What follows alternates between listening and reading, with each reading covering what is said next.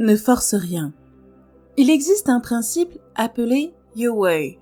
You signifie aucun ou pas, non, négation. Way a une combinaison de significations. Il peut signifier action, faire, mais la meilleure traduction que j'en ai trouvée est forcer. Et donc, Your Way est le principe de ne pas forcer dans tout ce que vous faites. Nous savons que lorsque nous regardons la performance d'un artiste, qu'il s'agisse d'un danseur, d'un acteur ou d'un musicien, et que nous voyons immédiatement que la performance est forcée et nous disons que cela ne sonne pas vrai, c'est trop artificiel. Elle ne semble pas naturelle.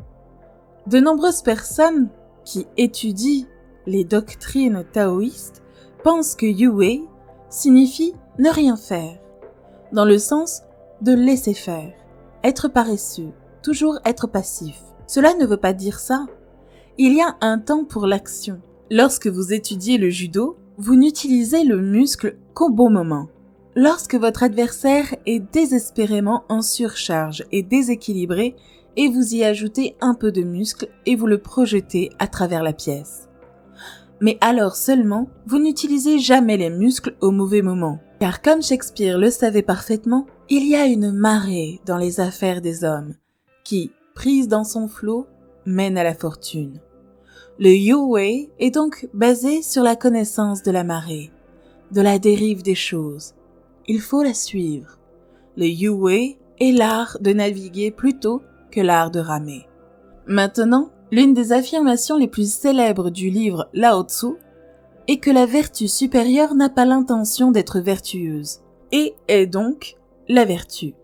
La vertu inférieure ne peut se défaire de la virtuosité et n'est donc pas la vertu. On pourrait donc aussi dire que le vrai Yue n'est pas intentionnellement Yue, et qu'il est donc Yue. Mais que le Yue inférieur essaie tellement d'être Yue qui ne l'est pas. En d'autres termes, cela revient à dire que Yue n'est pas une question de passivité cultivée, ou même de spontanéité cultivée, parce qu'il y a des gens qui pensent qu'ils sont libérés, qu'ils ont réalisé qu'ils sont le Dao, comme nous le sommes tous en fait, où que vous êtes. Pour le dire en termes Vedanta, chacun de nous est le Brahman, le soi éternel de l'univers, au-delà de toute description ou classification ou pensée.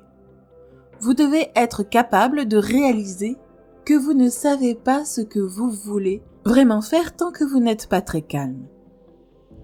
Si vous avez apprécié cette vidéo, alors n'oubliez pas de la liker, laisser un commentaire et la partager autour de vous. Si vous êtes nouveau sur cette chaîne, n'oubliez pas de vous abonner pour ne manquer aucune de nos prochaines vidéos. À très bientôt sur Espace Motivation.